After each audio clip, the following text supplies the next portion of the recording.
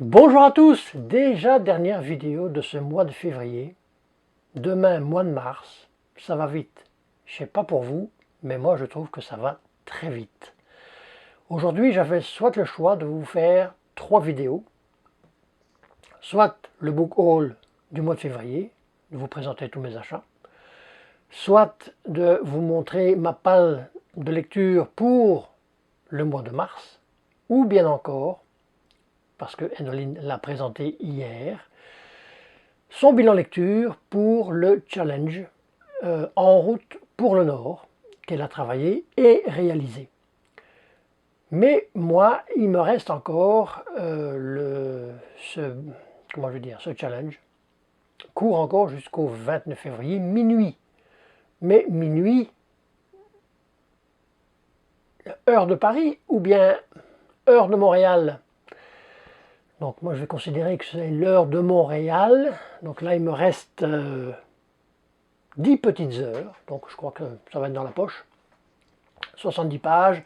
On est dans le final de le symbole perdu de Dan Brown. Donc je crois que ça devrait aller. En tous les cas, moi ici je vais vous présenter ma pile de lecture pour ce mois de mars. Et comme me dit déjà le troll, mon petit troll de Norvège, il y en a de trop. Ouais, je crois aussi. J'ai 10 livres à vous présenter. Il y en a des petits, des très fins, des très gros. Donc on va voir. Ça va être encore un fameux challenge ce mois de mars. Donc en plus de vous présenter, je veux dire, tous ces livres que je vais normalement lire au mois de mars, n'hésitez surtout pas, si vous avez un de ces livres dans votre palle ou dans votre wishlist, ou que vous avez encore l'envie de le relire, n'hésitez surtout pas. Si vous voulez faire une lecture commune, ce sera avec grand plaisir. Donc, sans plus attendre, bienvenue sur Bouquin d'étoiles. Générique.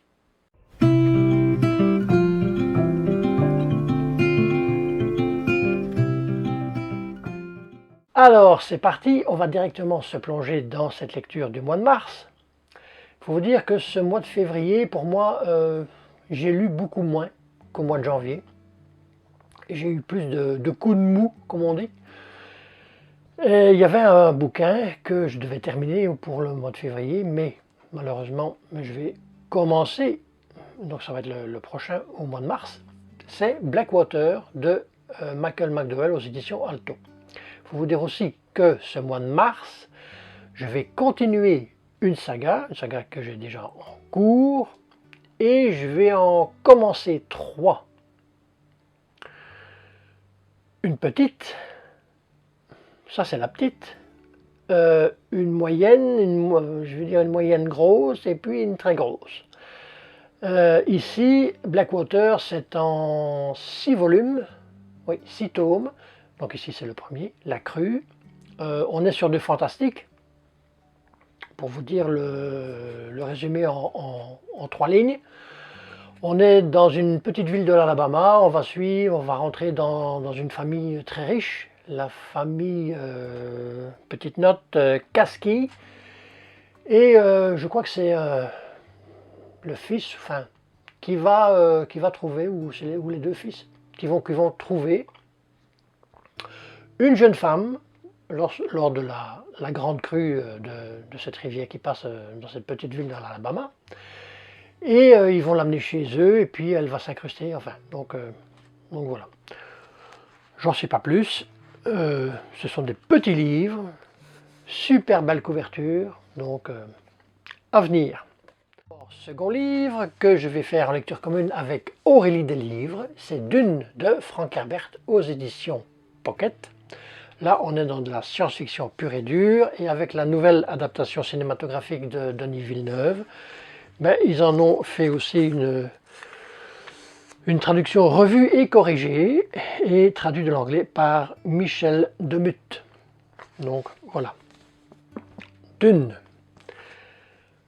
Alors, comme j'alterne en général grosse bricasse avec petits livres bien sympathiques, on va continuer avec Agatha Christie, Une mémoire d'éléphant aux éditions ici Le Livre de Poche. Donc ça va faire mon deuxième Agatha Christie que je vais lire. Le premier, ça a été Témoin muet. Donc toujours aussi mimi cette couverture. Ne trouvez-vous pas? Donc voilà. Agatha Christie, ça va être le troisième. Un policier. Ensuite, est-ce qu'on retourne directement sur du lourd? Quand je regarde, il me reste 4 petits livres et un moyen et puis 2 gros. Donc je crois qu'on va faire... On va aller dans le très très petit, très mince. Comparé au prochain. Oui. Méchante différence quand même. C'est un livre. Je dirais que c'est 2 livres. Bonjour Tristesse de François Sagan, aux éditions Le Livre de Poche. Ça, c'est un livre que j'ai déjà lu, mais il y a très longtemps. Je ne sais vraiment plus de quoi ça parle. Vraiment plus. C'est un bouquin que je relis en fait parce que je fais un deuxième challenge qui a commencé le 1er janvier. Oui, le 1er janvier. Et il fallait lire un livre de moins de 150 pages, je crois, ou moins de 200 pages, je ne me rappelle plus. Ici, il fait 127 pages. Donc, Bonjour Tristesse de François Sagan. Je vous dirai quoi? Donc, le prochain livre, c'est, je crois que je vous l'avais déjà présenté dans un book haul, je ne sais plus quel mois, c'est L'Étrusque de Mika Waltari, aux éditions Le Jardin des Livres. Ça, c'est un roman historique qui va tourner sur le fantastique. Et je voulais juste vous lire la moitié du 4e de page. Si vous lisez ce livre dans un avion, il vous transportera à Delphes au 5e siècle, directement auprès de l'oracle. Si vous le lisez dans un bus, vous vous retrouverez à bord d'un bateau de pirates sur la Méditerranée, sentant la brise marine pour effleurer le visage. Si vous le lisez dans le métro, aussitôt vous vous envolerez pour visiter les esprits des forêts étrusques. Et si vous le lisez dans un fauteuil ou dans votre lit, alors là tout peut arriver, car la puissance évocatrice de ce livre dépasse l'entendement. Mika Waltari, l'auteur du célèbre Sinuhé l'Égyptien, nous a en effet légué un chef-d'œuvre immortel, Termes l'Étrusque, un roman encore plus puissant et encore plus mystérieux que Sinuhé, et qui nous emmène avec un bonheur inégalé dans le monde fascinant de l'Antiquité. Donc, je l'attends celui-là avec impatience, réellement, et je vous dirai quoi. Ensuite, on va continuer une saga qui est Les Annales du Disque Monde de Terry Pratchett, ici le 8e sortilège, aux éditions Pocket. Donc, également, je vous ferai un retour. On va continuer dans du mince. Je crois que je vais commencer sérieusement le gros pavé avant la moitié de mars, je crois, parce que sinon, parce que ça fait déjà un petit bout de temps qu'il est dans ma palle, je ne voudrais pas qu'il soit encore là, non lu, au mois d'avril. Ensuite, on va continuer dans du mince. Après Terry Pratchett, on va faire Ragnar Jonasson, La Dernière Tempête, ici aux éditions Point. Là, on est de nouveau dans un policier. En passant, Ragnar Jonasson est un auteur islandais et Mika Waltari était, parce qu'il est décédé il y a déjà pas mal d'années, était un auteur finlandais. Donc, on est encore dans le Grand Nord. Donc, comme je disais ici, Ragnar Jonasson, La Dernière Tempête, c'est un policier. La terrible tempête de neige qui s'abat sur l'Islande aurait dû décourager les plus téméraires de s'aventurer à l'extérieur. Ils l'ont pourtant fait. Ce couple n'aurait jamais dû laisser entrer chez eux un inconnu. Il l'a pourtant fait. Un invité indésirable, un mensonge innommable, tous ne survivront pas à cette nuit. Et l'inspectrice Hulda, chargée de l'enquête, continuera d'être hantée par ces fantômes longtemps encore.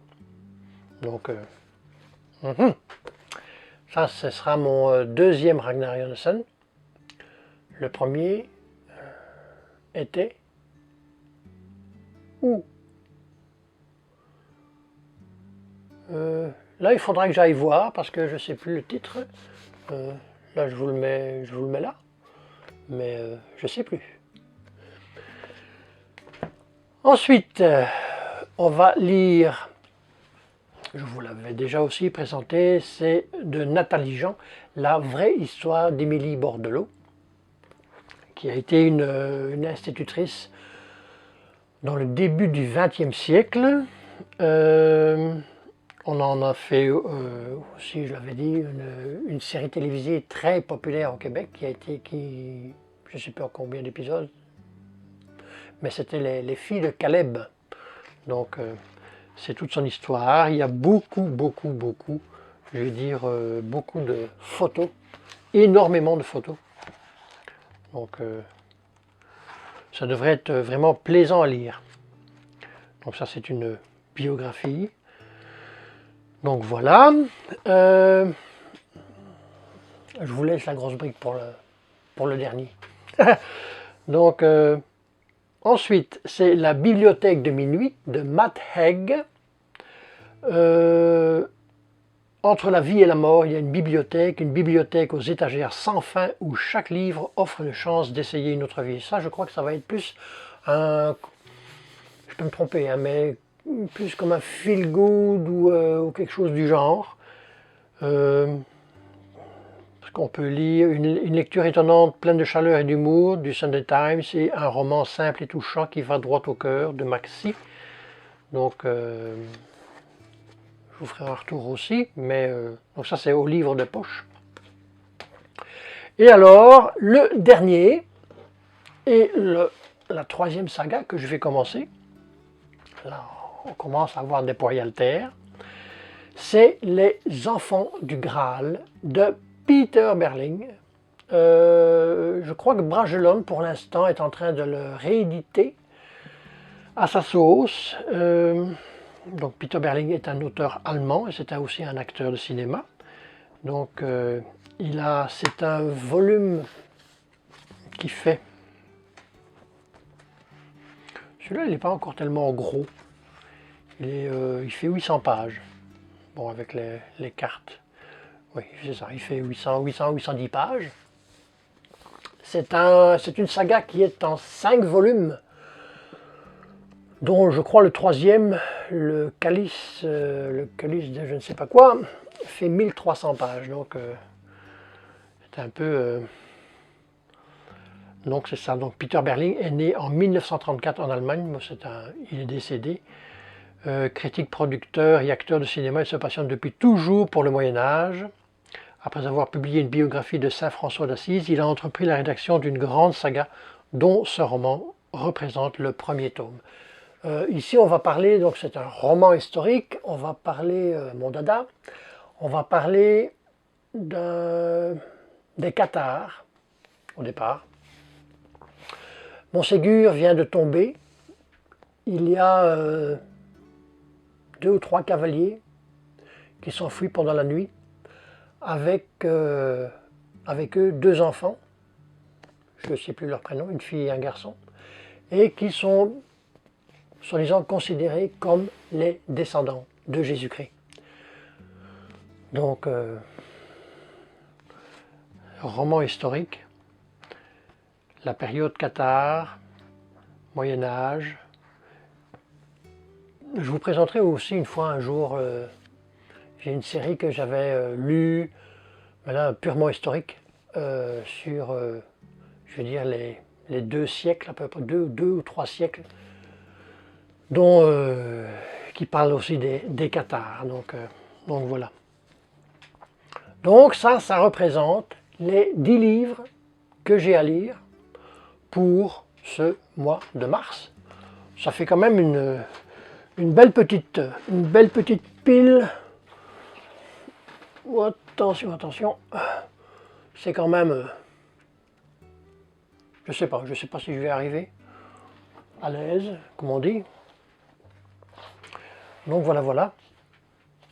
Donc si vous avez un de ces livres, je vais dire dans votre palle, et que vous voulez absolument faire une lecture commune, n'hésitez surtout pas, moi ça me fera le plus grand des plaisirs. Donc c'est ça. En attendant, la prochaine vidéo, soit ce sera le book haul, je crois que ce sera le book haul, et la vidéo suivante peut-être un résumé, un bilan de ce challenge. Là, il me reste 9 heures, ça devrait le faire, et puis c'est ça. Donc, en attendant, faites de très bonnes lectures, portez-vous bien, et à bientôt. Bye.